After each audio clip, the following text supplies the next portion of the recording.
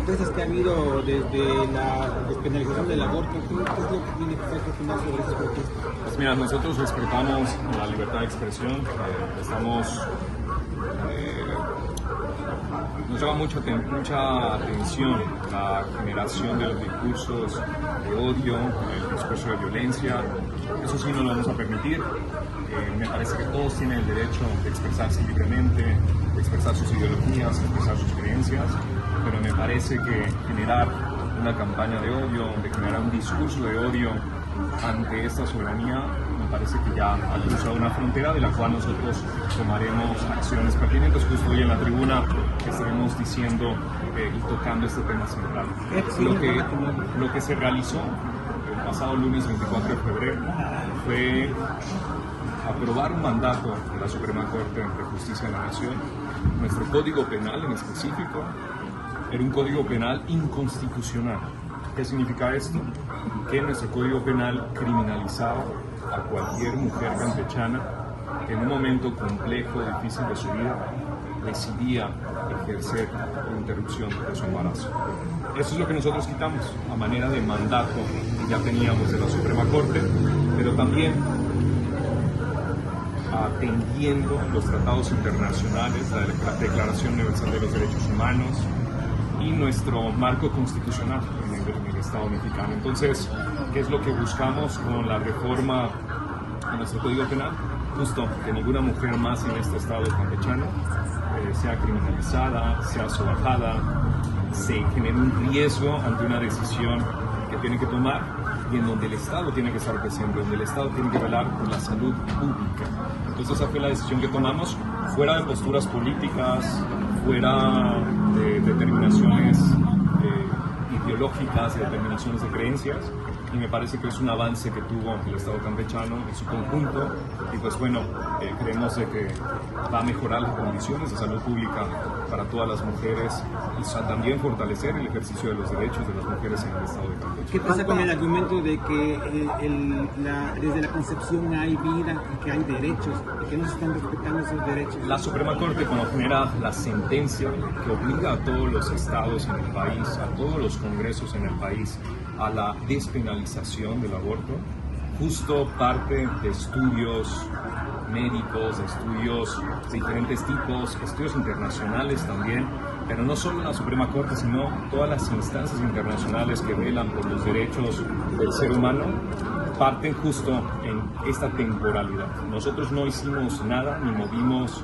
ningún tipo de temporalidad, solo lo que nos mandata constitucionalmente la Suprema Corte. Entonces, entendemos que hayan sectores de la población que bajo cierta argumentación ponderada de sus creencias, de sus ideologías, consideren este tipo de argumentos. Sin embargo, lo que nosotros estamos asumiendo, asumimos el 24 de febrero, fue una cuestión técnica, jurídica, para que el Código Penal no siga siendo un Código Penal que esté cubierto de inconstitucional y sobre todo que sea un Código Penal que criminalice a las mujeres. ¿Considera que esos sectores son minoría, diputado?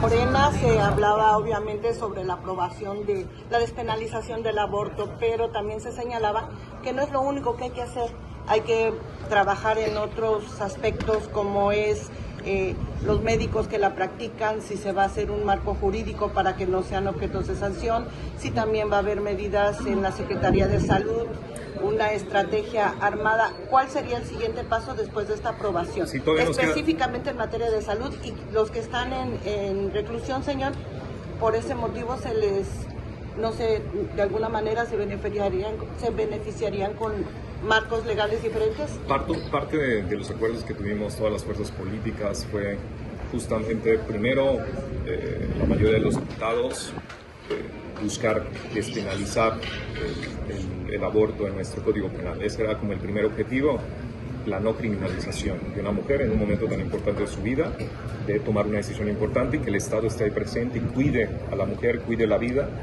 Y por otro lado ya viene un segundo momento que nos tocará hacer el análisis de la Ley de Salud Pública del Estado, el tema presupuestal, porque también va a haber un tema importante, un impacto presupuestal, y pues eso en los próximos meses estaremos trabajando para poder tener garantizado no solo en términos de ley, sino también en términos efectivos en la realidad, de que una mujer pueda acceder a un espacio para poder llevar a cabo la interrupción de su embarazo. Actualmente ya el ISSSTE es la única institución federal que ha determinado en el gobierno de Claudia Sheinbaum que cualquier mujer que desee interrumpir su embarazo hasta las 12 semanas lo podrá hacer en una clínica del ISSSTE, siempre y cuando el Código Penal en el Estado lo permita. Entonces Campeche ya entra dentro de ese entramado y pues bueno, creo que vamos a ir avanzando, pero sí nos hace falta todavía meternos en términos de la Ley de Salud Pública y ver cómo va a impactar presupuestalmente, cuáles van a ser las modificaciones que tengamos que hacer, y seguramente tendremos una interlocución con el Poder Ejecutivo para poder avanzar también lo más Aquí rápido son dos posible. actores, los hombres y las mujeres. En este sentido, bueno, la protección ahora o la libertad de aplicarse un legrado es de la mujer. ¿Qué pasa con las medidas para los varones en las que también deben de hacerse responsables de esa relación sexual? Bueno, de esos ya, por ejemplo, tenemos iniciativas específicas que se han aprobado. Ahí nada más quisiera comentar y agregar que algo se me olvidaba. Una de las características importantes que tuvo esta iniciativa, esta ley, es que incorporamos en el Código Penal que ningún hombre, ninguna persona puede obligar a una mujer a abortar.